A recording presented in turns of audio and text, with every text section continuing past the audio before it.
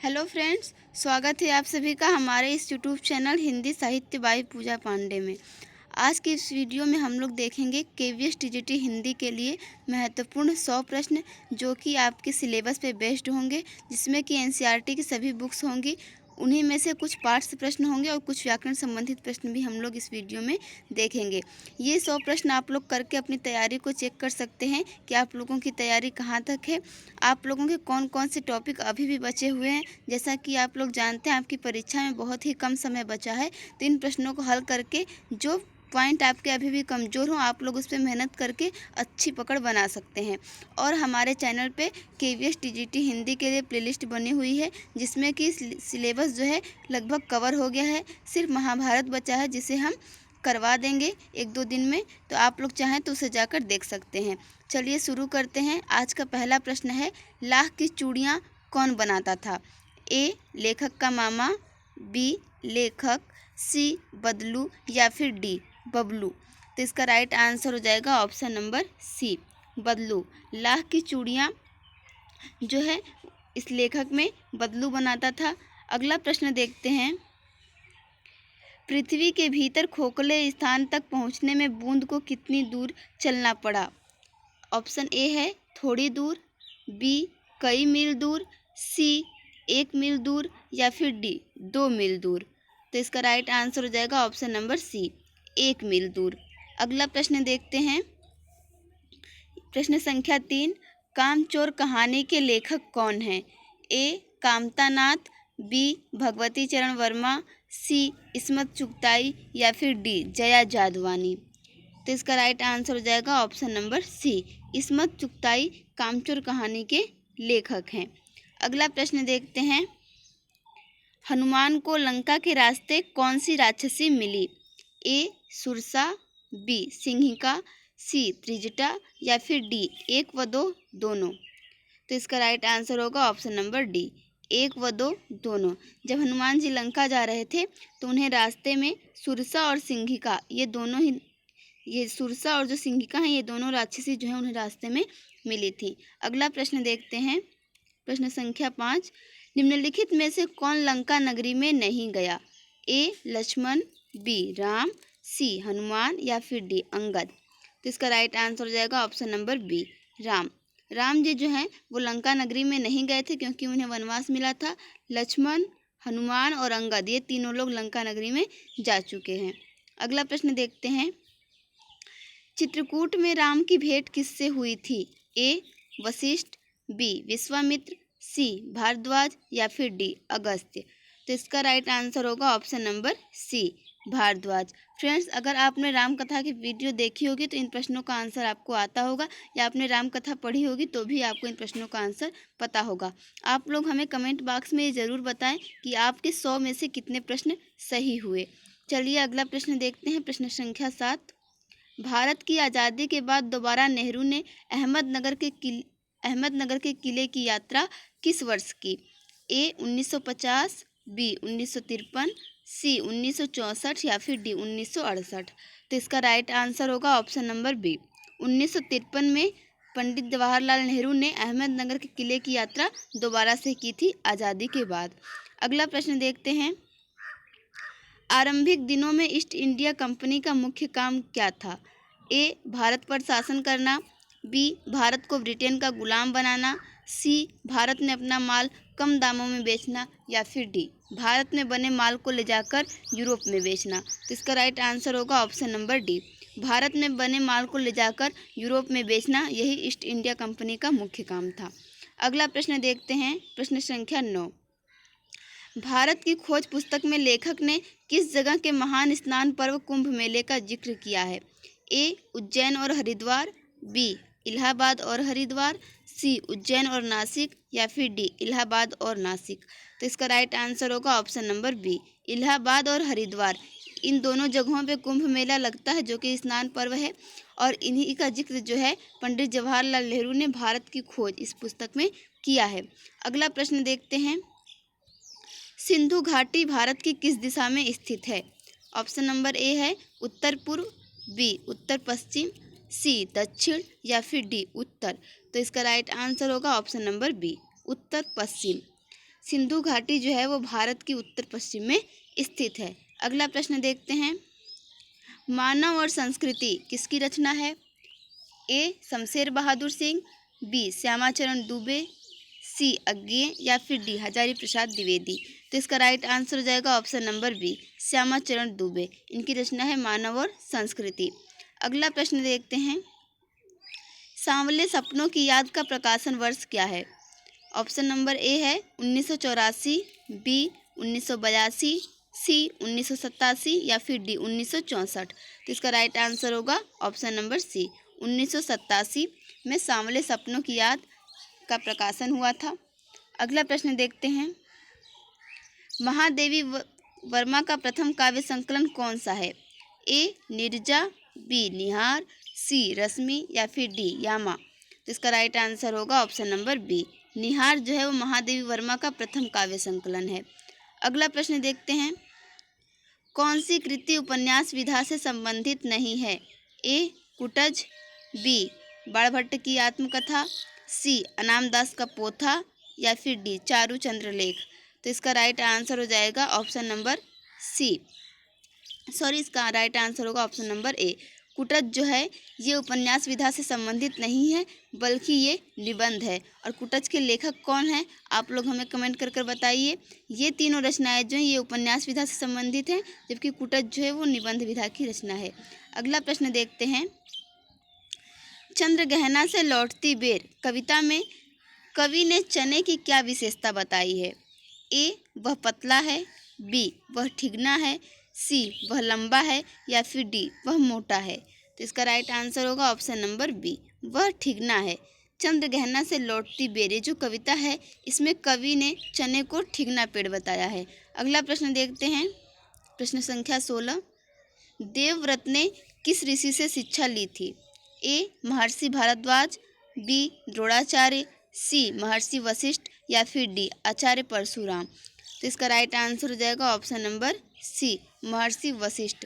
देवव्रत ने महर्षि वशिष्ठ से शिक्षा ली थी।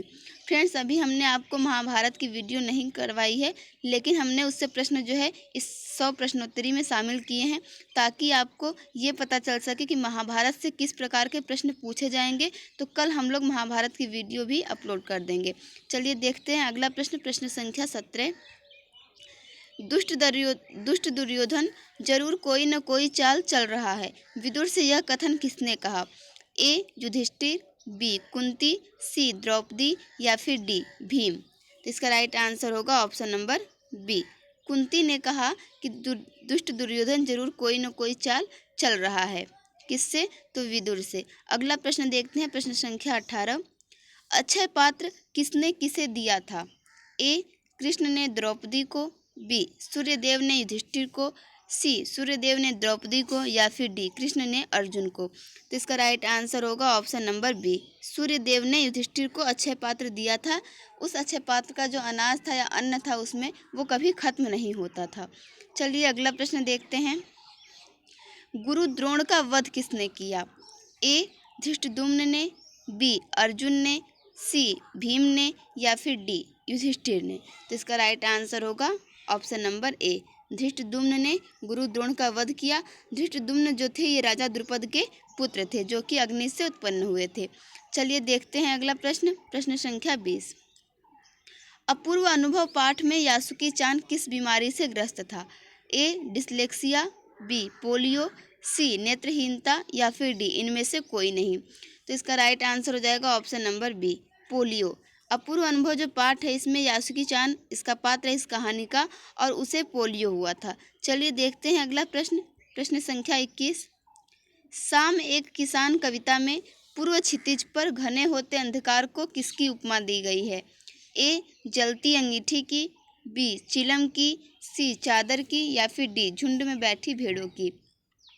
तो इसका राइट आंसर होगा ऑप्शन नंबर डी, झुंड में बैठी भेड़ों की। आप लोगों को देखिए, जब मैंने वीडियो करवाया है, चाहे बसंत हो चाहे क्षितिज हो, उस पुस्तक में हमने आपको ये भी बताया है, इस कविता जो है वो सारी कविताएं आपकी कंप्लीट हो गई हैं। अगर आप लोगों ने उन पंक्तियों को ध्यान से देखा होगा तो आप बता सकते हैं कि जो घना होता अंधकार है उसे कवि ने झुंड में बैठी भेड़ों की उपमा दी है। अगला प्रश्न देखते हैं, प्रश्न संख्या 22, महात्मा गांधी ने आश्रम के व्यय का अनुमान लगाने हेतु आश्रम में कितने लोगों के हो जाने की संभावना व्यक्त की? ए 40, बी 30, सी 50 या फिर डी 60। तो इसका राइट आंसर होगा ऑप्शन नंबर सी 50। महात्मा गांधी ने जब आश्रम का वे व्यय लिख रहे थे, व्यय का अनुमान लगा रहे थे, तो उन्होंने आश्रम में 50 लोगों के हो जाने की संभावना व्यक्त की। अगला प्रश्न देखते हैं, प्रश्न संख्या 23। मीरा के पदों के अनुसार वे अपने गिरधर के लिए कैसे गीत गाना चाहती हैं? ए सावन के, बी आनंद मंगल के, सी भजन या फिर डी विवाह के। तो इसका राइट आंसर होगा ऑप्शन नंबर बी, आनंद मंगल के गीत जो है मीरा जी वो अपने गिरधर के लिए गाना चाहती हैं। अगला प्रश्न देखते हैं, कठपुतली कविता के रचयिता कौन हैं? ए सूर्यकांत त्रिपाठी निराला, बी भगवती प्रसाद वाजपेयी, सी नागार्जुन या फिर डी भवानी प्रसाद मिश्र। तो इसका राइट आंसर हो जाएगा option number D, Bhavani Prasad Mishra. अगला प्रश्न देखते हैं, चांद से थोड़ी सी गप्पे कविता के अनुसार चांद कब तक बढ़ता रहता है? ए जब तक पूर्णिमा ना आ जाए, बी जब तक अमावस्या ना आ जाए, सी जब तक पूरी पृथ्वी का चक्कर न लगा ले, या फिर डी जब तक पूरी तरह गोल न हो जाए। तो फ्रेंड्स इसका राइट आंसर हो जाएगा ऑप्शन नंबर डी, जब तक पूरी तरह गोल न हो जाए तब तक चांद जो है बढ़ता रहता है। अगला प्रश्न देखते हैं,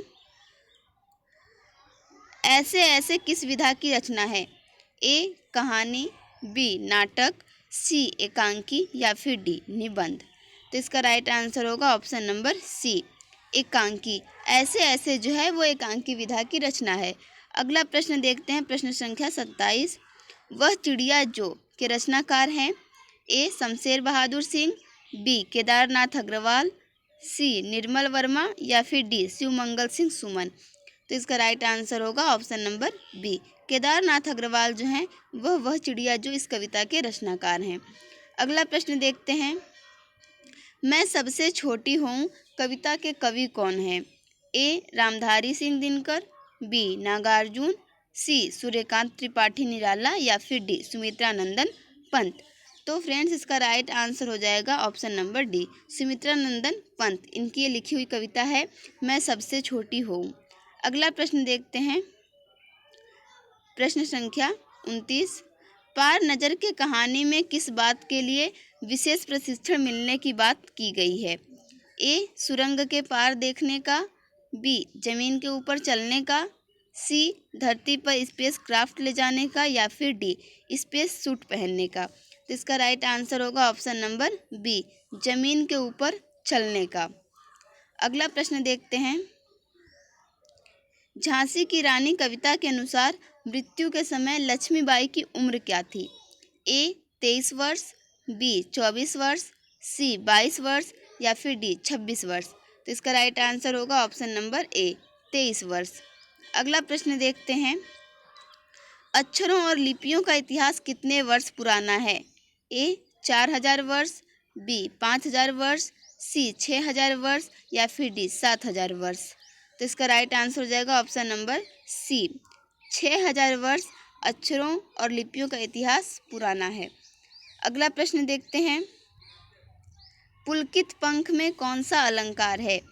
ए अनुप्रास, बी उपमा, सी रूपक या फिर डी उत्प्रेक्षा। तो इसका राइट आंसर होगा ऑप्शन नंबर ए अनुप्रास। देखिए यहाँ पे जो प वर्ण है इसकी 2 बार आवृत्ति हुई है, इसलिए यहाँ पे अनुप्रास अलंकार होगा। अगला प्रश्न है, विपत्ति कसौटी जे कसे तेहि साक्षी मित, इन पंक्तियों में कौन सा अलंकार है? तो इसका राइट आंसर हो जाएगा ऑप्शन नंबर सी रूपक। विपत्ति कसौटी जे कसे तेहि साक्षी मित, इन पंक्तियों में रूपक अलंकार होगा। चलिए अगला प्रश्न देखते हैं, प्रश्न संख्या 34। किस पत्र के आवश्यक घटकों में सरकारी पत्र में किसी पत्र के आवश्यक घटकों में सरकारी पत्र में कौन सा घटक नहीं होता है? ऑप्शन नंबर ए है संबोधन, बी पत्रांक, सी दिनांक या फिर डी अभिवादन। तो इसका राइट आंसर होगा ऑप्शन नंबर डी अभिवादन। देखिए फ्रेंड्स, ये चारों जो घटक हैं वो किसी पत्र के आवश्यक घटक हैं, लेकिन जो सरकारी पत्र होता है उसमें अभिवादन ये घटक नहीं होता है। अगला प्रश्न देखते हैं, प्रश्न संख्या 35। तुषार के पर्यायवाची शब्द हैं? ए तत्काल, तत्क्षण, फौरन, बी स्वस्थ, निरोग, रोगहीन, सी नखत नक्षत्र उडू या फिर डी पाला शीत हिम। तो इसका राइट आंसर हो जाएगा ऑप्शन नंबर डी पाला शीत हिम। ये जो है ये तुषार के पर्यायवाची शब्द हैं। प्रश्न संख्या 36 देखते हैं। कौन सी रचना हरिशंकर परसाई द्वारा रचित नहीं है? ए हंसते हैं रोते हैं, बी वैष्णव की फिसलन, सी प्रेमचंद के फटे जूते या फिर डी एक कुत्ता और एक मैना। तो इसका राइट आंसर होगा ऑप्शन नंबर डी एक कुत्ता और एक मैना। यह हरिशंकर परसाई द्वारा रचित नहीं है बल्कि इसके लेखक हजारी प्रसाद द्विवेदी हैं और ये तीनों जो रचनाएं हैं इनके रचनाकार हरिशंकर परसाई हैं। अगला प्रश्न देखते हैं। खान पान की बदलती तस्वीर किसका निबंध है? ए धर्मवीर भारती, बी नामवर सिंह, सी प्रयाग शुक्ल या फिर डी रामचंद्र शुक्ल। तो इसका राइट आंसर हो जाएगा ऑप्शन नंबर सी प्रयाग शुक्ल। अगला प्रश्न देखते हैं। बाल गोविंद भगत अपनी फसल को कहाँ ले जाते थे? ए मंदिर, बी मस्जिद, सी गुरुद्वारे या फिर डी कबीर पंथी मठ। तो इसका राइट आंसर होगा ऑप्शन नंबर डी बाल गोविंद भगत जो हैं वो अपनी फसल को पहले कबीर पंथी मठ ले जाते थे। अगला प्रश्न देखते हैं। प्रश्न संख्या 39। ललद्यत के वाक्य के अनुसार व्यक्ति सांसारिक मोहमाया से कब मुक्त हो जाता है? ए जब माया का पर्दा हट जाता है, बी जब व्यक्ति समानता को अपना लेता है, सी जब अहंकार दूर हो जाता है या फिर डी जब ज्ञान के नेत्र खुल जाते हैं। तो इसका राइट आंसर होगा ऑप्शन नंबर डी जब ज्ञान के नेत्र खुल जाते हैं तब व्यक्ति सांसारिक मोहमाया से मुक्त हो जाता है। किसके अनुसार? तो ललद्यत के द्वारा लिखे गए वाक्य के अनुसार। अगला प्रश्न देखते हैं। प्रश्न संख्या 40। जॉर्ज पंचम की नाक कहानी के लेखक कौन है? ए रामवृक्ष बेनीपुरी, ए रामवृक्ष बेनीपुरी, बी कमलेश्वर, सी अज्ञेय या फिर डी भीष्म साहनी। तो इसका राइट आंसर हो जाएगा ऑप्शन नंबर बी कमलेश्वर जो है इन्होंने कहानी लिखी है जॉर्ज पंचम की नाक। अगला प्रश्न देखते हैं। बादल राग कविता के कवि कौन है? ए नागार्जुन, बी निराला, सी पंत या फिर डी अज्ञेय। तो इसका राइट आंसर होगा ऑप्शन नंबर बी निराला, इन्होंने बादल राग कविता लिखी है। अगला प्रश्न देखते हैं। ल्हासा की ओर पाठ में लेखक ने किसका वर्णन किया है? ए अपनी भारत यात्रा का, बी अपनी चीन यात्रा का, सी अपनी तिब्बत यात्रा का या फिर डी अपनी नेपाल यात्रा का। तो इसका राइट आंसर हो जाएगा ऑप्शन नंबर सी अपनी तिब्बत यात्रा का वर्णन जो है राहुल सांकृत्यायन ने ल्हासा की ओर इस पाठ में किया है। अगला प्रश्न देखते हैं। प्रश्न संख्या 43। अहमदनगर किले की जेल यात्रा जवाहरलाल नेहरू की कौन सी जेल यात्रा थी? ए चौथी, बी पाँचवीं, सी नौवीं या फिर डी सातवीं। तो इसका राइट आंसर हो जाएगा ऑप्शन नंबर सी नौवीं। अहमदनगर किले की जेल यात्रा जो थी वो पंडित जवाहरलाल नेहरू की 9वीं जेल यात्रा थी। चलिए प्रश्न संख्या 44 देखते हैं। कौन सी रचना रहीमदास की नहीं है? ए दोहावली, बी नगर शोभा, सी मदनाष्टक या फिर डी अनेकार्थ मंजरी। तो इसका राइट आंसर होगा ऑप्शन नंबर डी अनेकार्थ मंजरी जो है ये रहीमदास की रचना नहीं है। दोहावली, नगर शोभा और मदनाष्टक ये तीनों रचनाएं रहीमदास की हैं। चलिए अगला प्रश्न देखते हैं। प्रश्न संख्या 45। पंख और पतवार किस कवि की रचना है? A Kedarnath Agarwal, B Makhanlal Chaturvedi, C Sumitra Nandan Pant या फिर डी अज्ञेय। इसका राइट आंसर हो जाएगा option number A Kedarnath Agarwal, इनके द्वारा लिखी गई रचना है पंख और पतवार। प्रश्न संख्या 46 देखते हैं। अट नहीं रही है कविता किस महीने के विषय में लिखी गई है? ए सावन, बी माघ, सी फागुन या फिर डी कार्तिक। तो इसका राइट आंसर होगा ऑप्शन नंबर सी फागुन। अट नहीं रही है यह कविता जो है फागुन महीने के विषय में लिखी गई है और उसी का इसमें वर्णन किया गया है। चलिए देखते हैं प्रश्न संख्या 47। मृदुला गर्ग के उपन्यास मिलजुल मन को किस पुरस्कार से सम्मानित किया गया है? ए ज्ञानपीठ, बी व्यास सम्मान, सी साहित्य अकादमी पुरस्कार या फिर डी इनमें से कोई नहीं। तो इसका राइट आंसर होगा ऑप्शन नंबर सी साहित्य अकादमी पुरस्कार से सम्मानित किया गया है मृदुला गर्ग को, जिनका लिखा गया उपन्यास है मिलजुल मन। प्रश्न संख्या 48 देखते हैं। राधिका बहुत तेज चलती है वाक्य में क्रिया विशेषण है। ए चलती है, बी बहुत तेज, सी राधिका या फिर डी बहुत। तो इसका राइट आंसर हो जाएगा ऑप्शन नंबर बी बहुत तेज। इस वाक्य में जो क्रिया विशेषण है वो है बहुत तेज। प्रश्न संख्या 49 देखते हैं। पूर्व में प्रेषित पत्र की याद दिलाने के लिए भेजा जाने वाला पत्र क्या कहलाता है? ए विज्ञप्ति, बी ज्ञापन, सी अनुस्मारक या फिर डी परिपत्र। तो इसका राइट आंसर होगा ऑप्शन नंबर सी अनुस्मारक। प्रश्न संख्या 50 देखते हैं। पानी की कहानी के लेखक कौन है? ए धर्मवीर भारती, बी कमलेश्वर, सी रामचंद्र तिवारी या फिर डी यतीश अग्रवाल। तो इसका राइट आंसर हो जाएगा option number C Ramchandra Tiwari जो हैं ये पानी की कहानी इसके लेखक हैं। अगला प्रश्न देखते हैं, प्रश्न संख्या 51। आप भला तो जग भला, इस वाक्य में आप और भला शब्द कौन सा सर्वनाम है? ए प्रश्नवाचक सर्वनाम, बी निजवाचक सर्वनाम, सी निश्चयवाचक सर्वनाम या फिर डी अनिश्चयवाचक सर्वनाम। तो इसका राइट आंसर होगा ऑप्शन नंबर बी निजवाचक सर्वनाम। जहाँ पे आपको आप ये शब्द दिख जाए वहाँ पे निजवाचक सर्वनाम ही होगा। चलिए देखते हैं प्रश्न संख्या 52। आमरण में कौन सा समास है? ए अव्ययी भाव समास, बी तत्पुरुष समास, सी कर्मधारय समास या फिर डी द्विगु समास। तो इसका राइट आंसर होगा ऑप्शन नंबर ए अव्ययी भाव समास। आमरण देखिए यहाँ पे आ उपसर्ग लगा हुआ है इसलिए यहाँ पे अव्ययी भाव समास होगा। देखते हैं प्रश्न संख्या 53। नील गगन शब्द में समास बताइए। ए तत्पुरुष समास, बी द्विगु समास, सी कर्मधारय समास या फिर डी बहुव्रीहि समास। तो नील गगन में देखिए यहाँ पे गगन की विशेषता बताई गई है कि वह नीला है, इसलिए यहाँ पे कौन सा हो जाएगा कर्मधारय समास हो जाएगा।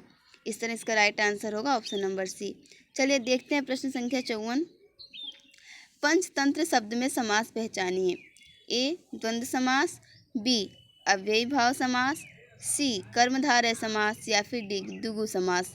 तो इसका राइट आंसर हो जाएगा ऑप्शन नंबर डी द्विगु समास, क्योंकि यहाँ पे देखिए संख्यावाची शब्द है। चलिए देखते हैं प्रश्न संख्या 55।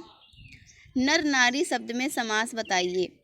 ए द्वंद्व समास, बी द्विगु समास, सी बहुव्रीहि समास या फिर डी तत्पुरुष समास। तो इसका राइट आंसर हो जाएगा ऑप्शन नंबर ए द्वंद्व समास। प्रश्न संख्या 56 देखते हैं। प्रत्यक्ष शब्द में समास पहचानिए। ए द्विगु समास, बी अव्ययी भाव समास, सी द्वंद्व समास या फिर डी बहुव्रीहि समास। तो यहाँ पर देखिए जब आप प्रत्यक्ष का संधि विच्छेद करेंगे तो ये हो जाएगा प्रतिधन अच्, यहाँ पे प्रति उपसर्ग लगेगा, इसलिए इसका राइट आंसर हो जाएगा ऑप्शन नंबर बी अव्ययी भाव समास। देखते हैं प्रश्न संख्या 57। कोई आ रहा है, इस वाक्य में कोई कौन सा सर्वनाम है?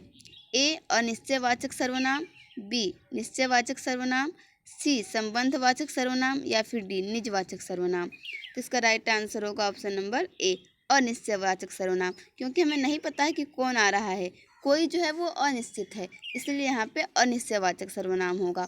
चलिए आगे देखते हैं प्रश्न संख्या 58। निम्नलिखित में कौन सा शब्द अनिश्चयवाचक सर्वनाम है? ए कुछ भी, बी कुछ न कुछ, सी सब कुछ या फिर डी जो वह। तो इसका राइट आंसर होगा ऑप्शन नंबर डी जो वह। ये जो है ये अनिश्चयवाचक सर्वनाम है। देखते हैं प्रश्न संख्या 59। निम्नलिखित जोड़ों में से उत्तम पुरुष वाले जोड़ों की पहचान करिए। पहला है मैं हम, दूसरा तू तुम, तीसरा वह से या फिर चौथा इसमें इन्होंने। तो इसका राइट आंसर होगा ऑप्शन नंबर ए मैं हम, ये जो है ये उत्तम पुरुष में आता है। चलिए देखते हैं प्रश्न संख्या 60। निम्नलिखित में से कौन सा सर्वनाम का भेद नहीं है? ए पुरुषवाचक, बी गुणवाचक, सी निजवाचक या फिर डी प्रश्नवाचक। तो इसका राइट आंसर हो जाएगा ऑप्शन नंबर बी गुणवाचक, क्योंकि पुरुषवाचक सर्वनाम होता है, निजवाचक सर्वनाम होता है, प्रश्नवाचक सर्वनाम भी होता है, लेकिन गुणवाचक जो है वो विशेषण होता है, सर्वनाम नहीं होता है। देखते हैं प्रश्न संख्या 61। हम ताजमहल देखने जाएंगे, इस वाक्य में हम कौन सा सर्वनाम है? ए निजवाचक सर्वनाम, बी पुरुषवाचक सर्वनाम, सी निश्चयवाचक सर्वनाम या फिर डी अनिश्चयवाचक सर्वनाम। तो इसका राइट आंसर हो जाएगा ऑप्शन नंबर बी पुरुषवाचक सर्वनाम। हम जो है ये पुरुषवाचक सर्वनाम के अंतर्गत आता है। देखते हैं प्रश्न संख्या 62। सूरदास के पद किस ग्रंथ से लिए गए हैं? ए सूरसागर, बी सूरसारावली, सी सूर ग्रंथावली या फिर डी कवितावली। तो इसका राइट आंसर होगा ऑप्शन नंबर ए सूरसागर। देखते हैं प्रश्न संख्या 63। मैं तो चंद्र खिलौना ले हूँ कौन से अलंकार का उदाहरण दिया गया है? ए अतिशयोक्ति अलंकार, बी मानवीकरण अलंकार, सी रूपक अलंकार या फिर डी उत्प्रेक्षा अलंकार। तो इसका राइट आंसर होगा ऑप्शन नंबर सी रूपक अलंकार, क्योंकि उन्हें चंद्र रूपी खिलौना चाहिए, इसलिए यहाँ पे रूपक अलंकार होगा। प्रश्न संख्या 64 देखते हैं। मुख मानो चांद है में कौन सा अलंकार है? ए अतिशयोक्ति अलंकार, बी मानवीकरण अलंकार, सी रूपक अलंकार या फिर डी उत्प्रेक्षा अलंकार। तो इसका राइट आंसर हो जाएगा ऑप्शन नंबर डी उत्प्रेक्षा अलंकार। यहाँ पे मानो शब्द का प्रयोग हुआ है, इसलिए यहाँ पे उत्प्रेक्षा अलंकार होगा। प्रश्न संख्या 65 देखते हैं। संध्या सुंदरी उतर रही है में कौन सा अलंकार है? ए अतिशयोक्ति अलंकार, बी मानवीकरण अलंकार, सी रूपक अलंकार या फिर डी उत्प्रेक्षा अलंकार। तो इसका राइट आंसर हो जाएगा ऑप्शन नंबर बी मानवीकरण अलंकार, क्योंकि यहाँ पे जो संध्या है, जो शाम है, उसे सुंदरी की उपमा दी गई है या उसका मानवीकरण कर दिया गया है। संध्या जो है वो कोई इंसान नहीं है, लेकिन उसे मानव के रूप में कवि ने देखा है, तो इसलिए यहाँ पे मानवीकरण अलंकार हो जाएगा। प्रश्न संख्या 66 देखते हैं। शारीरिक आरोग्य के लिए प्रातः एवं संध्याकालीन भ्रमण अत्यंत लाभप्रद माना गया है। तो देखिए यहाँ पे हमें शुद्ध वर्तनी देखनी है कि आरोग्य की शुद्ध वर्तनी क्या है। ए आरोग्य, बी आरोग्य, सी आरोग्य या फिर डी आरोग्य। तो इसका राइट आंसर हो जाएगा ऑप्शन नंबर डी आरोग्य। ये आरोग्य की शुद्ध वर्तनी है। प्रश्न संख्या 67 देखते हैं। मदर टेरेसा का जीवन रोगियों की सेवा शुश्रूषा में बीता। यहाँ पे भी आपको 4 ऑप्शन दिए गए हैं, जिसमें आपको इस शब्द की शुद्ध वर्तनी देखनी है। ए है, बी है, सी है, डी है। तो इन चारों ऑप्शनों में से अगर हम शुद्ध वर्तनी देखें तो इसका राइट आंसर हो जाएगा ऑप्शन नंबर डी। शुश्रूषा जो है वो इस तरीके से लिखा जाता है, यही इसकी शुद्ध वर्तनी है। ये तीनों जो हैं वो गलत हैं। चलिए देखते हैं प्रश्न संख्या 68। शब्द अलंकार के प्रमुख कितने भेद हैं? ए है 1, बी 2, सी 3 या फिर डी 4। तो इसका राइट आंसर होगा ऑप्शन नंबर सी 3। शब्द अलंकार के प्रमुख 3 भेद होते हैं, अनुप्रास, यमक और श्लेष। अनुप्रास अलंकार, यमक अलंकार और श्लेष अलंकार, ये तीनों अलंकार जो हैं वो शब्द अलंकार के अंतर्गत आते हैं। अगला प्रश्न देखते हैं, प्रश्न संख्या 69। मुदित महीपति मंदिर आए, सेवक सचिव सुमंत बुलाए। यह उदाहरण किस अलंकार का है? ए यमक अलंकार का, बी अनुप्रास अलंकार का, सी श्लेष अलंकार का या फिर डी अतिशयोक्ति अलंकार का। तो इसका राइट आंसर होगा ऑप्शन नंबर बी अनुप्रास अलंकार का। यहाँ पे आप देखेंगे तो म वर्ण की बार बार पुनरावृत्ति होने से और स वर्ण की पुनरावृत्ति होने से यहाँ पे अनुप्रास अलंकार होगा। प्रश्न संख्या 70 देखते हैं। जहाँ किसी शब्द की आवृत्ति एक से अधिक बार हो परंतु हर बार उसका अर्थ भिन्न भिन्न हो, वहाँ पर कौन सा अलंकार होगा? ए है श्लेष अलंकार, बी अतिशयोक्ति अलंकार, सी अनुप्रास अलंकार या फिर डी यमक अलंकार। तो फ्रेंड्स, जैसे कि कोई शब्द जो है वह एक से अधिक बार प्रयोग होता है लेकिन उसके अर्थ जो हैं भिन्न भिन्न होते हैं, तो वहाँ पे यमक अलंकार होता है। तो इसका राइट आंसर होगा ऑप्शन नंबर डी यमक अलंकार। जब किसी शब्द की आवृत्ति एक से अधिक बार हो और हर बार उसका अर्थ भिन्न भिन्न हो तो वहाँ पे यमक अलंकार। प्रश्न संख्या 71 देखते हैं। रक्त और हमारा शरीर में किस बीमारी से रक्षा व बचाव के तरीके के बारे में बात की गई है? ए हृदय रोग, बी एनीमिया, सी ब्लड कैंसर या फिर डी डेंगू। तो इसका राइट आंसर होगा ऑप्शन नंबर बी एनीमिया। रक्त और हमारा शरीर, ये जो है यतीश अग्रवाल के द्वारा लिखा गया निबंध है और इस पाठ में एनीमिया की रक्षा और उससे बचाव के तरीके के बारे में बताया गया है। प्रश्न संख्या 72 देखते हैं। लखनवी अंदाज किस विधा की रचना है? ए रिपोर्टाज, बी संस्मरण, सी रेखा चित्र या फिर डी व्यंग्य। तो इसका राइट आंसर होगा ऑप्शन नंबर डी व्यंग्य। लखनवी अंदाज जो है ये व्यंग्य विधा की रचना है। प्रश्न संख्या 73 देखते हैं। भदंत आनंद कौशल्यायन कृत निबंध कौन सा है? ए संस्कृति, बी स्त्री शिक्षा के विरोधी कुतर्कों का खंडन, सी अक्षरों का महत्व, या फिर डी मानवीय करुणा की दिव्य चमक। तो इसका राइट आंसर हो जाएगा ऑप्शन नंबर ए संस्कृति। संस्कृति निबंध जो है इसके रचनाकार हैं भदंत आनंद कौशल्यायन। अगला प्रश्न देखते हैं, प्रश्न संख्या 74। नौबत खाने में इबादत के रचयिता कौन हैं? ए यतीन्द्र मिश्र, बी महावीर प्रसाद द्विवेदी, सी मनु भंडारी, या फिर डी सर्वेश्वर दयाल सक्सेना।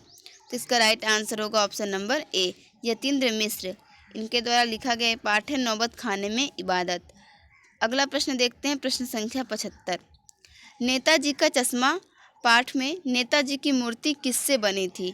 ए लाल पत्थर, बी संगमरमर, सी लाइट, या फिर डी प्लास्टर ऑफ पेरिस। तो इसका राइट आंसर होगा ऑप्शन नंबर बी संगमरमर।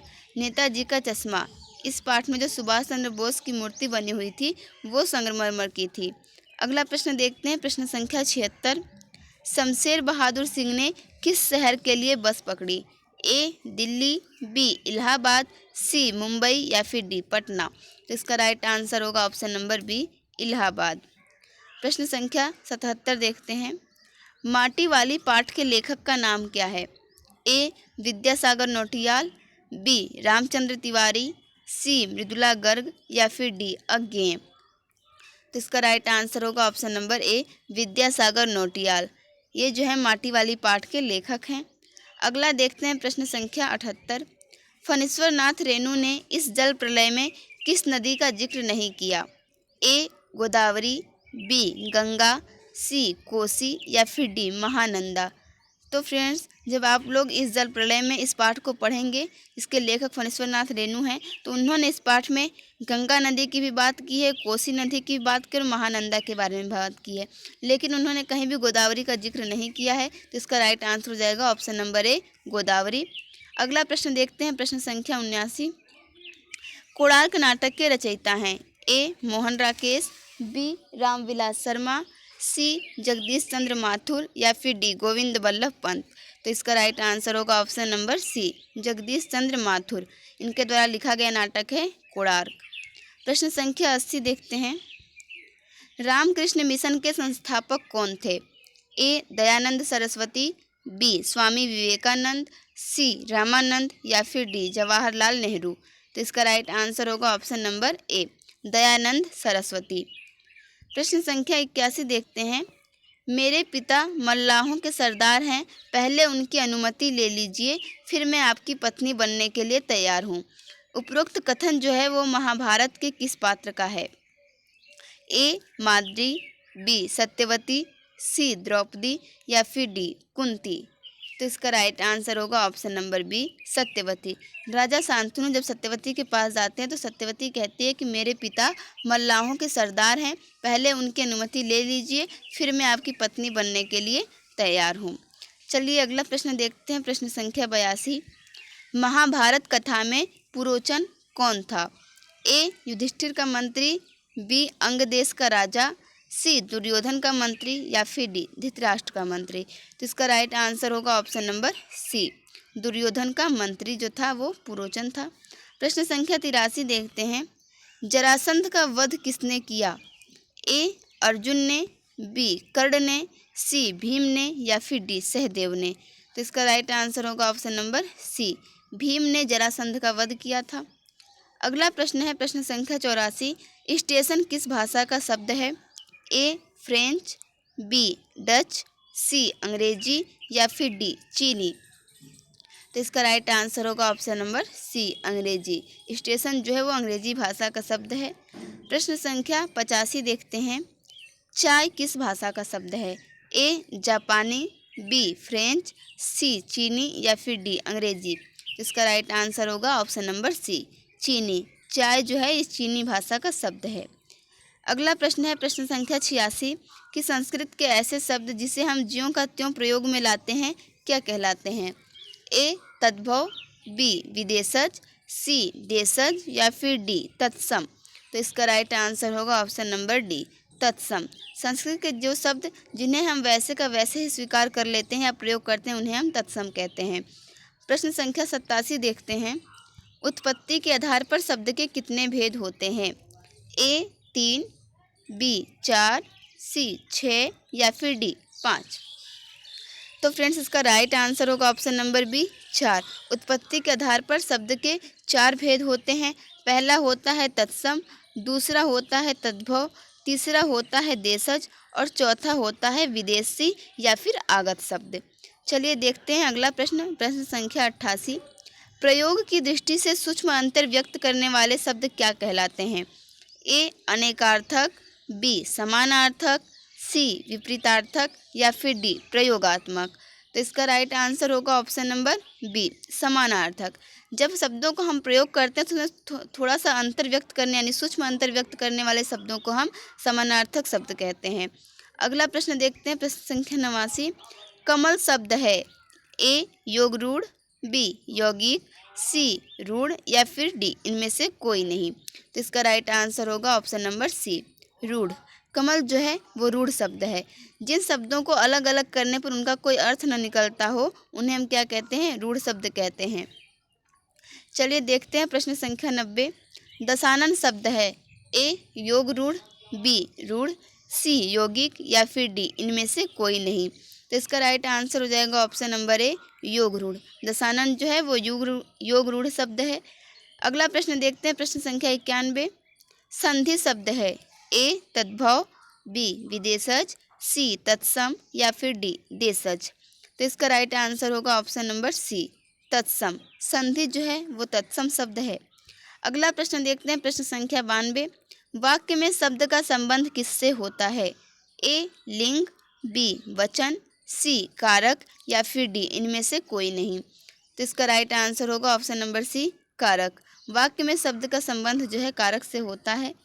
अगला प्रश्न है प्रश्न संख्या 93 कि हिंदी में कितने कारक हैं? ए 10, बी 9, सी 7 या फिर डी 8। तो इसका राइट आंसर होगा ऑप्शन नंबर डी 8। हिंदी में कुल 8 कारक हैं।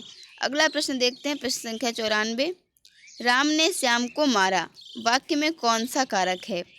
ए कर्ता कारक, बी कर्म कारक, सी करण कारक या फिर डी अपादान कारक।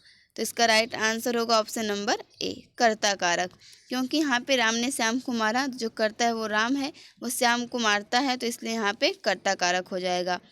अगला प्रश्न देखते हैं प्रश्न संख्या 95। निम्नलिखित में से किस वाक्य में कर्म कारक है?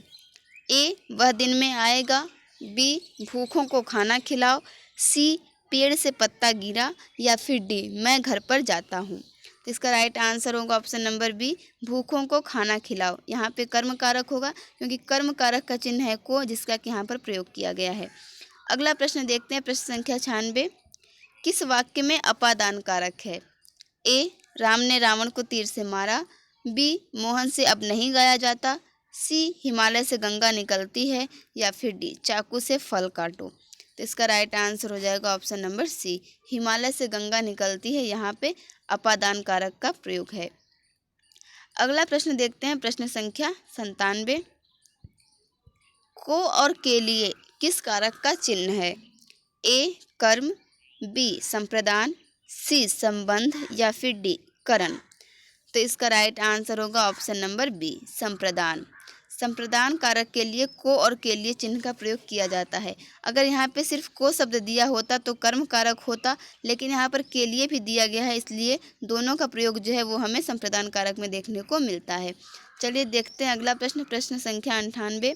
क्रियार्थक संज्ञा सदा किस रूप में रहती है?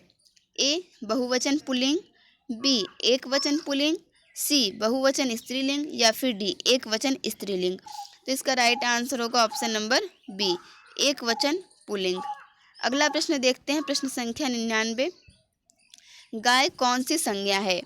ए व्यक्तिवाचक, बी जातिवाचक, सी भाववाचक या फिर डी द्रव्यवाचक। तो इसका राइट आंसर होगा ऑप्शन नंबर बी जातिवाचक। गाय में जातिवाचक संज्ञा है। अगला और आज के इस वीडियो का लास्ट प्रश्न देखते हैं प्रश्न संख्या 100। जब एक ही प्रकार की वस्तुओं अथवा व्यक्तियों का बोध हो उसे कौन सी संज्ञा कहते हैं? ए व्यक्तिवाचक संज्ञा, बी जातिवाचक संज्ञा, सी भाववाचक संज्ञा या फिर डी द्रव्यवाचक संज्ञा। तो इसका राइट आंसर होगा ऑप्शन नंबर बी जातिवाचक संज्ञा। जब हमें किसी शब्द से एक ही प्रकार की वस्तु अथवा व्यक्तियों का बोध होता है तो उसे हम जातिवाचक संज्ञा कहते हैं। फ्रेंड्स देखिए, ये बात सच है कि आपकी परीक्षा में समय कम है, लेकिन ये एक अच्छी बात है कि आपके पास अभी भी समय है। यानी कि जितना समय आपके पास बचा है आप उसका सदुपयोग करिए। अगर आपने कंटेंट पढ़ लिया है तो आप प्रैक्टिस सेट या मॉक टेस्ट सॉल्व कीजिए, जिससे आपको आपकी स्ट्रॉन्ग और वीकनेस पता चल सके। तो जिस टॉपिक पे आप अभी कमज़ोर हैं उस पर अपनी अच्छी पकड़ बनाइए, उन्हें फिर से पढ़िए।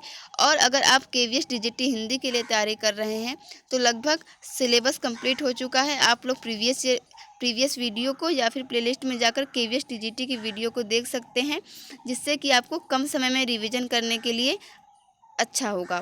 चलिए आज के लिए इतना ही। इस वीडियो में हम लोगों ने KVS DGT हिंदी से जुड़े 100 महत्वपूर्ण प्रश्नों को देखा। आपको ये प्रश्न कैसे लगे और आपके 100 में से कितने प्रश्न सही हुए हमें कमेंट कर बताएं। ऐसे ही वीडियो देखने के लिए हमसे जुड़े रहें। Thank you for watching this video.